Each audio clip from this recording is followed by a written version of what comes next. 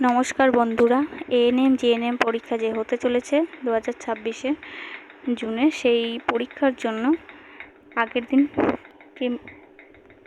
Physical সায়েন্সটা করেছিলাম না, তো লাইফ সায়েন্সের পার্টটা অলরেডি ডিসকাস করেছি। তো লাইফ সায়েন্সের পার্টটা সবাই দেখে নেবে, তোমাদের পরীক্ষার জন্য কিন্তু ভীষণ ইম্পর্টেন্ট। আজকে ফিজিক্যাল সায়েন্সের পার্টটা আলোচনা করব। দেখো, ক্যাটাগরি 1টা বলেছে ক্যারি 1 মার্ক ইচ, মানে 100 মার্ক করে দেবে এবং অনলি 1 অপশন ইজ কারেক্ট। এখানে কিন্তু নেগেটিভ মার্ক একটা আছে, বোঝা গেল একটা অপশন কিন্তু ঠিক হবে। এই জিনিসগুলো লক্ষ্য করে নেবে, অনেক সময় আমরা দেখার ভুলের জন্য অনেক অপশন ঠিকঠাক করতে পারি না। প্রথম কোশ্চেনটা বলেছে, দেখো, গ্যালভানাইজেশনের সময় লোহার উপর কোন ধাতু লেপন করা হয়। এই যে গ্যালভানাইজেশন যে প্রসেসটা, সেখানে লোহার উপর কোন ধাতু লেপন করে? দস্তা, ক্রোমিয়াম, টিন, তামা। তাহলে এখানে দেখো সঠিক উত্তর কোনটা হয়ে যাবে? দস্তা। কোনটা? দস্তা। এবার লোহাকে আমরা যে এই যে লোহাটা যে মরচে পড়ার হাত থেকে কিন্তু রক্ষা করার জন্য তার উপর জিঙ্ক, যেটা বলি জিঙ্ক বা দস্তার কিন্তু আস্তরণ দেই, সেই প্রসেসটার নামই হলো গ্যালভানাইজেশন। তো এই দস্তার প্রলেপটা দেওয়ার প্রসেসটার নাম কিন্তু গ্যালভানাইজেশন, বোঝা গেল। তারপরে কোশ্চেনটা দেখো কি বলেছে, একটি আলোক রশ্মি বায়ু থেকে কাচ মাধ্যমে 30 ডিগ্রি আপাতন কোণে আপতিত হয়ে 20 ডিগ্রি প্রতিসরণ কোণ সৃষ্টি করে। রশ্মিটির চ্যুতি হলো। একটা আলোক রশ্মি বায়ু থেকে কাচ মাধ্যমে, দেখো একটা এরকম দুটো মাধ্যম থাকে, এরকম একটা হলো এখানে হলো বায়ু মাধ্যম আছে, আর এখানে একটা নিচে একটা কাচ মাধ্যম আছে। তাহলে এই যে বায়ু থেকে এখান থেকে যে কাচ মাধ্যমে আসছে, এই যে আসছে যেটা, সেখানে 30 ডিগ্রি আপাতন কোণে আপতিত হয়। কত ডিগ্রি? ধরো এইভাবে আসছে, বায়ু আপতিত হয়ে আবার 20 ডিগ্রি প্রতিসরণ কোণ সৃষ্টি করছে। এই যে আসা যে কোণটা, সেটাকে বলে ইনসিডেন্ট বা আপাতন কোণ, আর যাচ্ছে যেটা রিফ্র্যাক্টেড বা প্রতিসরণ, তাই না? এখানে একটা মাঝখানে কি থাকে? একটা নর্মাল থাকে, বোঝা গেল। এই যে আপাতন কোণ, তাহলে এখানে এসে আবার প্রতিসরণ হচ্ছে, প্রতিসরণ হয়ে যাচ্ছে,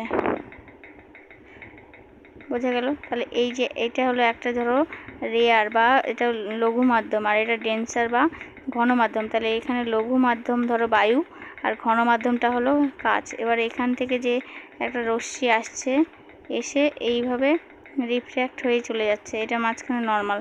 তো এই যে এটা আসলো, এটা হলো আপাতন কোণ, আর এই যে এটা হলো চলে যাচ্ছে যেটা প্রতিসরণ কোণ। তাহলে এইখানে 30 ডিগ্রিতে এখানে কোণ কত করছে? 30 ডিগ্রি। এবার 30 ডিগ্রি করে এখানে 20 ডিগ্রি কোণে প্রতিসরণ হচ্ছে, তাহলে রশ্মিটির চ্যুতি হলো। এবার দেখো, আমরা কিন্তু এই চ্যুতির একটা সূত্র আছে, সূত্রটা কি? সূত্রটা হলো, দেখো, delta equal to I minus R. এখানে আইটা হলো ইনসিডেন্ট বা আপাতন কোণ, আর আরটা হলো কিন্তু রিফ্র্যাক্ট বা প্রতিসরণ কোণ। তাহলে এই সূত্র অনুযায়ী যদি বসাই, আই এর মান কত বলেছে? আপাতন কোণ 30 ডিগ্রি। 30 ডিগ্রি বিয়োগ 20 ডিগ্রি, তাহলে 30 ডিগ্রি থেকে 20 ডিগ্রি বাদ দিলে কত হয়? 10 ডিগ্রি, বোঝা গেল। তাহলে আমাদের আসলে আনসারটা কি হয়ে যাবে? 10 ডিগ্রি। তো এই সূত্রটা ভালো করে মনে রাখবে, যে আপাতন কোণ আর প্রতিসরণ কোণের মাঝখানে যে চ্যুতি বের করার নিয়ম, সেটাই হলো ডেল্টা সমান সমান আই মাইনাস আর। আই এখানে আপাতন কোণ বা ইনসিডেন্টে, এই যে ইনসিডেন্ট, আর ওটা রিফ্র্যাক্ট বা প্রতিসরণ কোণ, বোঝা গেল। তাহলে এইভাবে সূত্রগুলো মনে রাখলে কিন্তু করা যায়।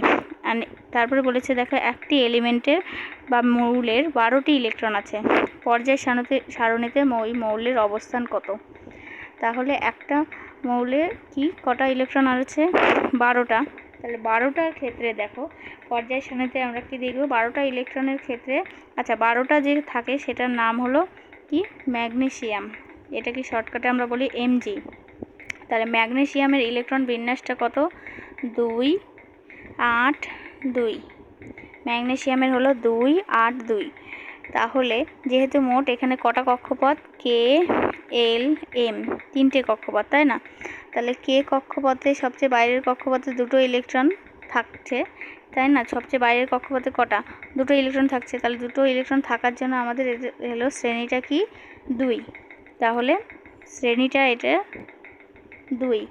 আর যেহেতু কটা কক্ষপথ, 3টে কক্ষপথ, তাহলে দেখো তাহলে 12 হবে না, 4ও হবে না। এবার দুটো শ্রেণীর মধ্যে পর্যায় 2 আর পর্যায় 3 কোনটা ঠিক হবে?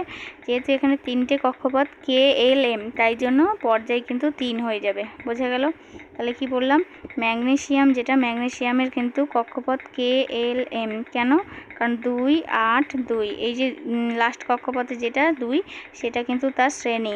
তার কি শ্রেণী? এবার শ্রেণী আর পর্যায়, তাহলে যেহেতু 3টে কক্ষপথ, তার জন্য কিন্তু পর্যায়টা হলো 3টে, তাহলে পর্যায় এখানে হয়ে যাবে 3 আর শ্রেণী হয়ে যাবে 2।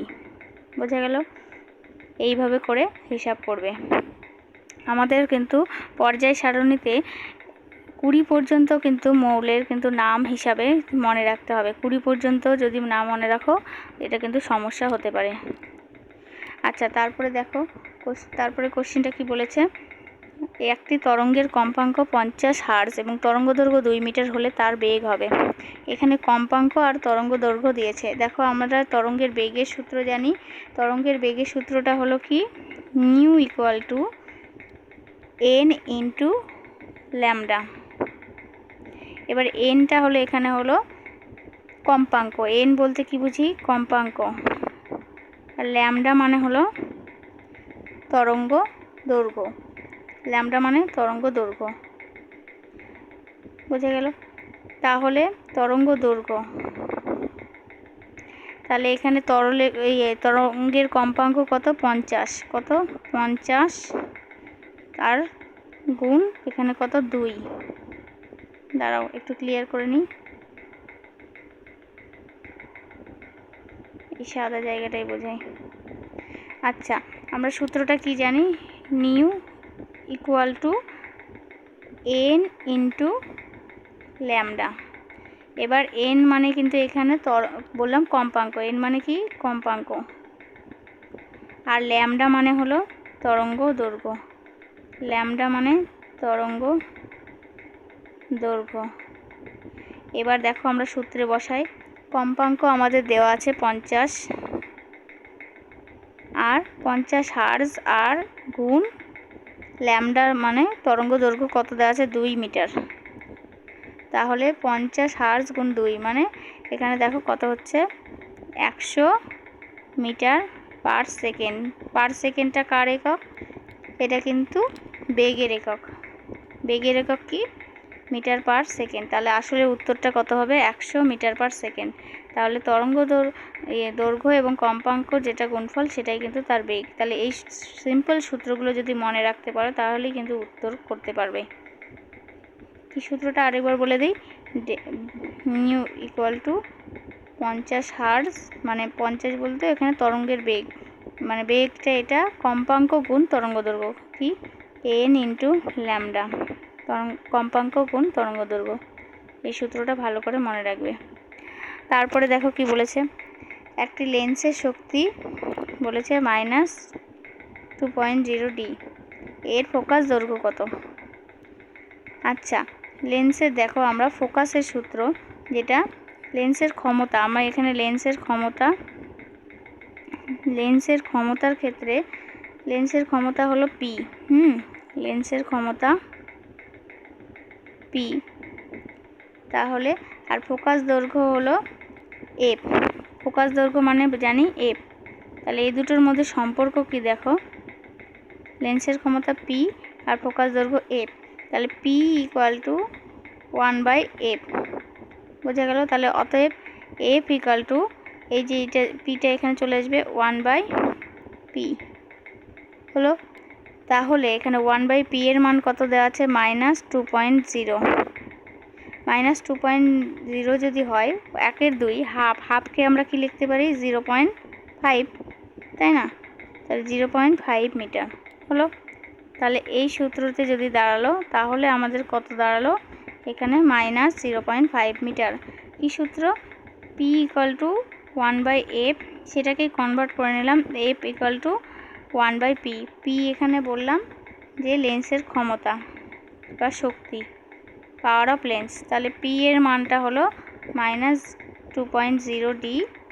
তো এবার হাফকে আমরা বলি 0.5, তাই 0.5 মিটার হলো। এইভাবে করে সূত্রগুলো ভালো করে মনে রাখলে কিন্তু করা যাবে। তারপরে দেখো 46 নম্বর কোশ্চেনটা কি বলেছে, একটি বস্তুর উপর কৃতকার্য যে রাশির উপরে নির্ভর করে না তা হলো প্রযুক্ত বল, সরণ, প্রযুক্ত বল ও সরণের মধ্যবর্তী কোণ, বস্তুর প্রাথমিক বেগ। বস্তুর এখানে দেখো কৃতকার্য কার উপর নির্ভর করে না। আচ্ছা, কৃতকার্যের একটা সূত্র আছে, কৃতকার্যর সূত্রটা হলো ডাব্লু। কৃতকার্য মানে কি? ডাব্লু। ডাব্লু ইকুয়াল টু বল গুণ মানে এফ ইন্টু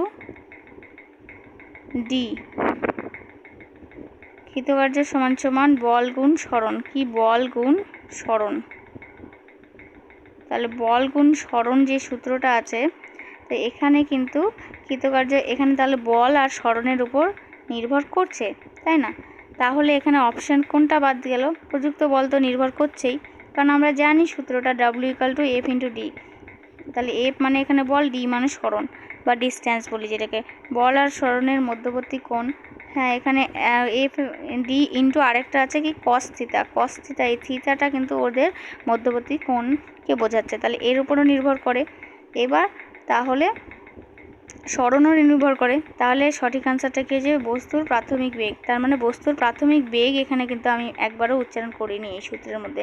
তাহলে বস্তুর প্রাথমিক বেগ কিন্তু নির্ভর করে না কৃতকার্য, যেহেতু বল এবং সরণ এবং বল ও সরণের মধ্যবর্তী কোণের উপর নির্ভর করে, তাহলে বস্তুর প্রাথমিক বেগের উপর নির্ভর করে না। ফিজিক্যাল সায়েন্সের পার্টগুলো একটু ভালো করে পড়তে হবে, অনেকটাই সূত্রের উপর ডিপেন্ড করে কোশ্চেন থাকছে, অঙ্কগুলো বিশেষ করে, তাই জন্য অঙ্কর পার্টগুলো কিন্তু ভালো করে দেখবে। তারপরে কোশ্চেনটা দেখো, আলোর একটি ফোটনের শক্তি তার ড্যাশের সমানুপাতিক। কিসের সমানুপাতিক? অ্যামপ্লিটিউড বা বিস্তার, বেগ বা ভেলোসিটি, তরঙ্গদৈর্ঘ্য বা ওয়েভলেন্থ, কম্পাঙ্ক বা ফ্রিকোয়েন্সি। দেখো এখানে সূত্রটা কি হয়ে যাবে আলোর ক্ষেত্রে। এখানে প্ল্যাঙ্কের সূত্র অনুযায়ী একটি ফোটনের শক্তি হলো ই বলি আমরা। ফোটনের শক্তিটা তার কম্পাঙ্কের সাথে সরাসরিভাবে কিন্তু সমানুপাতিক, তাহলে কম্পাঙ্কের সাথে কিন্তু সমানুপাতিক। এই সূত্রটা জানি, এইচ নিউ। তাহলে এখানে এইচটা হলো প্ল্যাঙ্কের ধ্রুবক, এটা এইচটা কি? প্ল্যাঙ্কের ধ্রুবক। বোঝা গেল? তাহলে কার সাথে সমানুপাতিক? কম্পাঙ্কর সাথে, তাই না? তাহলে এখানে আসল উত্তর হয়ে যাবে কম্পাঙ্ক বা ফ্রিকোয়েন্সি। তারপরে নেক্সট কোশ্চেনটা দেখো, একটি শব্দ তরঙ্গ বাতাস থেকে জলে গমন করলে যে রাশি অপরিবর্তিত থাকে। একটি শব্দ তরঙ্গের ক্ষেত্রে কি হয়? তরঙ্গদৈর্ঘ্য, বেগ, কম্পাঙ্ক, বিস্তার। দেখো এখানে কিন্তু অপশানগুলো কিন্তু সেমই আছে, কিন্তু কোশ্চেনটা কিন্তু ঘুরিয়ে দিয়েছে। তাহলে এখানে সঠিক উত্তর কি হয়ে যাবে? কম্পাঙ্ক। কেন? যখন কোনো তরঙ্গ এক মাধ্যম থেকে, এই যে একটা মাধ্যম থেকে আরেকটা মাধ্যমে প্রবেশ করছে এরকম তরঙ্গভাবে, তখন কি হচ্ছে? বেগ আর তরঙ্গদৈর্ঘ্য পরিবর্তিত হয়। এখানে বেগটা পরিবর্তন হবে, কারণ স্পিড হয়তো অনেকটা কম থেকে বেশি হয়ে যাচ্ছে, কিন্তু কম্পাঙ্ক সবসময় অপরিবর্তিত থাকে। কম্পাঙ্ক সব থেকে বেশি কি থাকে? অপরিবর্তিত থাকে। বোঝা গেল? তারপরে দেখো, নিচের কোন দ্রবণে H+ আয়নের ঘনত্ব সবচেয়ে বেশি? আচ্ছা, আমরা দেখো H+ মানে কি? অ্যাসিড। তাহলে যেই বিষয়টাতে এই মানে অ্যাসিড আমরা খুঁজে পাবো, সেইটাতে কি H+ অ্যাসিডে কিন্তু বেশি দিবে, তাই না? তাহলে অ্যাসিড, এই যে এখানে কোনটা মনে হচ্ছে? Baking soda. বেকিং সোডা কিন্তু আমরা দেখো কেক টেক তৈরি করতে ব্যবহার করি না। আচ্ছা, পিএইচগুলো দিয়েছে, তাহলে একটা সুবিধা আমাদের, আমরা একটা পিএইচ স্কেল জানি, এটা হলো মাঝখানে 7, এটা 7, আর এদিকে 0, আর এদিকে কত? 14। 0 আর 14, আর মাঝখানে নিউট্রাল যেটা 7। তাহলে নিউট্রাল পিএইচ মানে না অ্যাসিডিক না বেসিক। এবার এইদিকে গেলে হলো সেটা অ্যাসিড, আর এইদিকে গেলে হলো 14 দিকে গেলে হলো সেটা কি? বেস। তাহলে দেখো পিএইচ দেখে আমাদের সুবিধা হবে যে 7-এর ওই মানে H+ আয়ন দিবে, নিশ্চয়ই অ্যাসিডই হবে, তাহলে 7-এর কমই পিএইচ থাকতে হবে। বিশুদ্ধ জল তো অ্যাসিডিকও নয় বেসিকও নয়, নিউট্রাল 7-এর মধ্যে। এবার আপেলের রসে দেখো পিএইচ দেওয়া আছে 3.6। 3.6 মানে অনেকটাই অ্যাসিডিক। এবার আপেলের রস আর তার মধ্যে হলো লেবুর রস, পিএইচ 2.2। তাহলে অ্যাসিডিক তো দুটোই আছে, কিন্তু বেকিং সোডা তো আগেই হবে না, কেননা এই স্কেল অনুযায়ী বেকিং সোডা তো বেসিক হয়ে গেল, তাহলে বেকিং সোডা হচ্ছে না, বিশুদ্ধ জলও হচ্ছে না, আপেলের রস আর লেবুর রসের মধ্যে যার পিএইচ সব থেকে কম সে বেশি H+ দেবে, কারণ আমরা জানি যে পিএইচ যে কম সে কিন্তু H+ বেশি দেয়, মানে সে বেশি অ্যাসিডিক হয়। তাহলে এখানে লেবুর রসটাই কিন্তু সঠিক উত্তর হয়ে যাবে। বোঝা গেল? দেখো তারপরে ক্যালসিয়াম ফসফেটের সঠিক সংকেত হলো, এই যে অনেক সময় সংকেত থেকে প্রচুর কোশ্চেন আসে, তো সংকেতগুলো ভালো করে পড়বে। ক্যালসিয়াম মানে তো Ca থাকবেই। এবার আমাদের ক্ষেত্রে কনফিউজ হয় যে ক্যালসিয়াম ফসফেট, এবার ক্যালসিয়ামের জন্য কিন্তু Ca, এবার ক্যালসিয়ামের ক্ষেত্রে আয়ন কি Ca+2, তাই না? আর ফসফেটের হলো, ফসফেট মানে কি জানি, ফসফেট মানে PO4 -3, তাহলে এই দুটো মিলে কি তৈরি করছে, তাহলে এই যে PO4 যেটা -3, তাহলে দুটো মিলে Ca3PO4 2, তাহলে কোথায় এটা অপশান আছে, এই যে ডি নম্বর অপশানে Ca3PO4 2টা কোথা থেকে আসলো, দেখো ক্যালসিয়ামের এখানে +2 যেটা, আর ফসফেটের যেটা PO4 -3। এবার যার যেটা ক্যালসিয়াম এখানে 2 আর এটা 3, এবার এই 3টা এর কাছে চলে যাবে আর এই 2টা কিন্তু এই কাছে চলে যাবে, এগুলো কি যোজ্যতা। তাহলে যোজ্যতা যদি চলে যায় তাহলে ক্যালসিয়ামের কাছে তাহলে 3 হয়ে গেল, আর PO4 যেটা ফসফেটের কাছে চলে আসলো 2, ক্যালসিয়ামের 2। বোঝা গেল? আরেকবার ক্লিয়ার করে বলি যদি না বুঝতে পারো, ক্যালসিয়ামের কত থাকছে 2 আর হলো +2, আর ফসফেটের যেটা PO4 তার থাকছে -3, তাহলে ক্যালসিয়ামেরটা চলে যাবে হলো এই যে ফসফেটের কাছে, আর ফসফেটেরটা চলে যাবে ক্যালসিয়ামের কাছে। তাহলে এই যোজ্যতাটা যদি চলে যায় ক্যালসিয়ামের কাছে তাহলে কি হয়ে যাবে, Ca3, আর ফসফেটের কাছে চলে গেলে PO4 2। তাহলে এইভাবে হয়, মানে একজনে আরেকজনের কাছে শেয়ার করে, তো এইভাবে যোজ্যতা যদি যায় গিয়ে তখন কিন্তু ফর্মুলাটা ফর্ম করে, তাই জন্য হয়ে যাবে Ca3PO4 2। বোঝা গেল কী করে আসলো? আশা করি ব্যাখ্যাটা ভালো করে বুঝতে পারলে। আচ্ছা, আজকে এই পর্যন্ত থাকলো, নেক্সট ভিডিওতে 51 নম্বর থেকে ডিসকাস করব। ধন্যবাদ।